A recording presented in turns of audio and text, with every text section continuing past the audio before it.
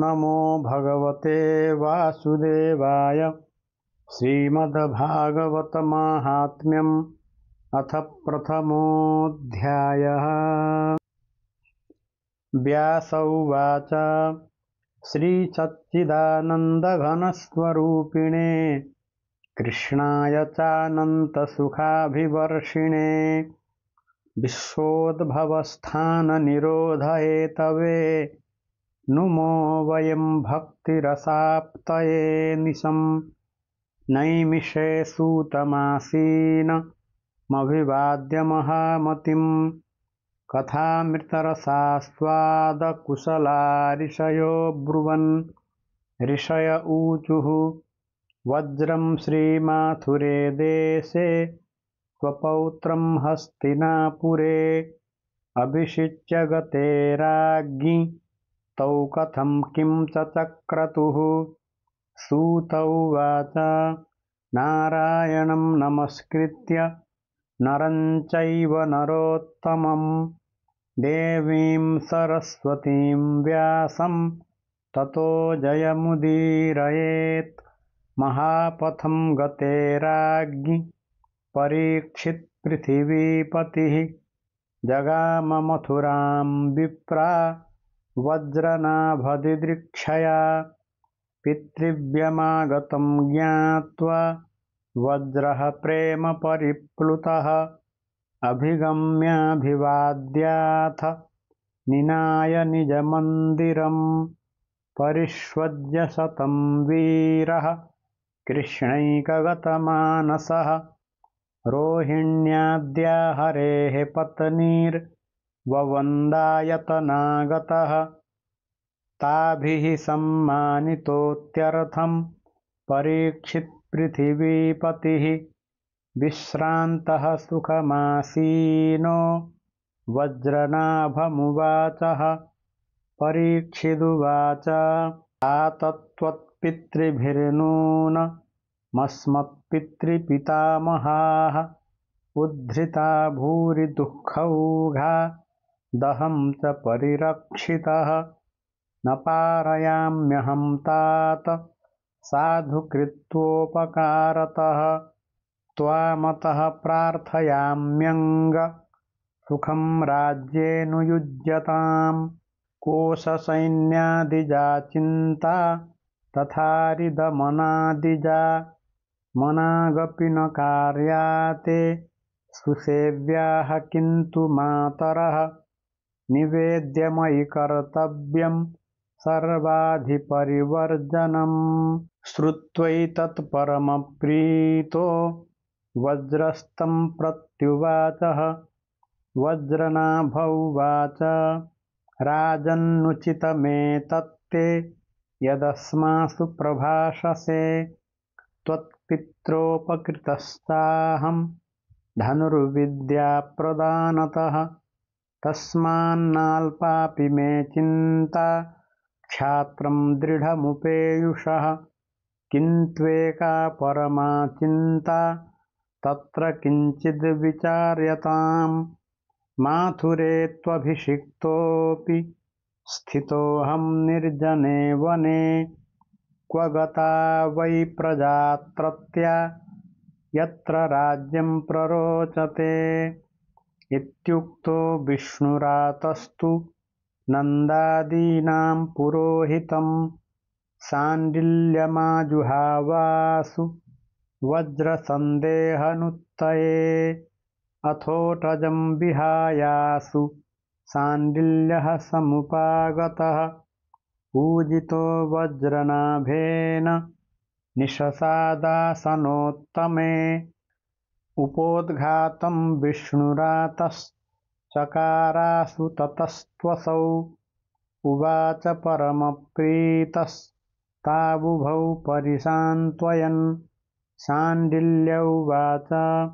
शृणुतं दत्तचित्तौ मे रहस्यं व्रजभूमिजं व्रजनं व्याप्तिरित्युक्त्या व्यापनाद् व्रज उच्यते।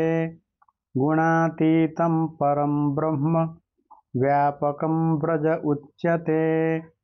सदानन्दं परं ज्योतिर् मुक्तानां पदमव्ययम् तस्मिन्नन्दात्मजः कृष्णः सदानन्दाङ्गविग्रहः आत्मा रामश्चाप्तकामः प्रेमाक्तैरनुभूयते आत्मा तु राधिका तस्य तयैव रमणादसौ आत्मा रामतया प्राज्ञैः प्रोच्यते गूढवेदिभिः कामास्तु वाञ्छितास्तस्य गावो गोपाश्च गोपिकाः नित्याः सर्वे विहाराद्या आप्तकामस्ततस्त्वयम् रहस्यं त्विदमेतस्य प्रकृतेः परमुच्यते प्रकृत्याखेलतस्तस्य लीलान्यैरनुभूयते सर्गस्थित्यप्यया यत्र रजः सत्त्वतमो गुणैः लीलैवं द्विविधा तस्य वास्तवी व्यावहारिकी वास्तवी तत्स्वसंवेद्या जीवानां व्यावहारिकी आद्यां विना द्वितीयानाद्यगा क्वचित् युवयोर्गोचरेयं तु तल्लीला व्यावहारिकी यत्र भूरादयो लोका भुवि माथुरमण्डलम् अत्रैव ब्रजभूमिः सा यत्र तत्त्वं सुगोपितम् भासते प्रेमपूर्णानां कदाचिदपि सर्वतः कदाचिद्वापरस्यान्ते रहो लीलाधिकारिणः समवेता यदात्र स्युर्यथेदानीं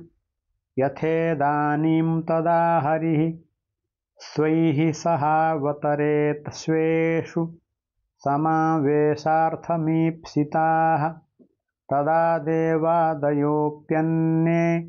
वतरन्ति समन्ततः सर्वेषां वाञ्छितं कृत्वा हरिरन्तर्हितोऽभवत् तेनात्र त्रिविधा लोकाः स्थिताः पूर्वं न संशयः नित्यास्तल्लिप्सवश्चैव देवाद्याश्चेति भेदतः देवाद्यास्तेषु कृष्णेन द्वारकां प्रापिताः पुरा पुनर्मौसलमार्गेण स्वाधिकारेषु चापिताः तल्लिप्सुंश्च सदा कृष्णः प्रेमानन्दैकरूपिणः विधाय स्वीयनित्येषु समावेशितवांस्तदा नित्याः सर्वेऽप्ययोग्येषु दर्शनाभावतां गताः व्यावहारिकलीलास्थास्तत्र यन्नाधिकारिणः पश्यन्त्यत्रागतास्तस्मान् निर्जनत्वं समन्ततः तस्माच्चिन्ता न ते कार्या वज्रनाभमदाज्ञया वासयात्र बहून् ग्रामान् संसिद्धिस्ते भविष्यति कृष्णलीलानुसारेण कृत्वा नामानि सर्वतः त्वया वासयता ग्रामान् संसेव्या भूरियं परा गोवर्धने दीर्घपुरे मथुरायां महावने नन्दिग्रामे बृहत्सानौ कार्या राज्यस्थितिस्त्वया नद्यद्रिद्रोणिकुण्डादिकुञ्जान् संसेवतस्तव राज्ये प्रजाः सुसम्पन्नास्त्वं च प्रीतो भविष्यसि सच्चिदानन्दभूरेशा त्वया सेव्या प्रयत्नतः तव कृष्णस्थलान्यत्र स्फुरन्तु मदनुग्रहात् वज्रसंवेदनादस्य उद्धवस्त्वां मिलिष्यति ततो रहस्यमेतस्मात् प्राप्स्यसि त्वं समात्रिकः एवमुक्त्वा तु शाण्डिल्यो गतः कृष्णमनुस्मरन् विष्णुरातोऽथ वज्रश्च परां प्रीतिमवापतुः। श्रीस्कान्दे महापुराण एकाशीतिसाहस्र्यां संहितायां द्वितीये वैष्णवखण्डे श्रीमद्भागवतमाहात्म्ये शाण्डिल्योपदिष्टव्रजभूमिमाहात्म्यवर्णनं नाम प्रथमोऽध्यायः।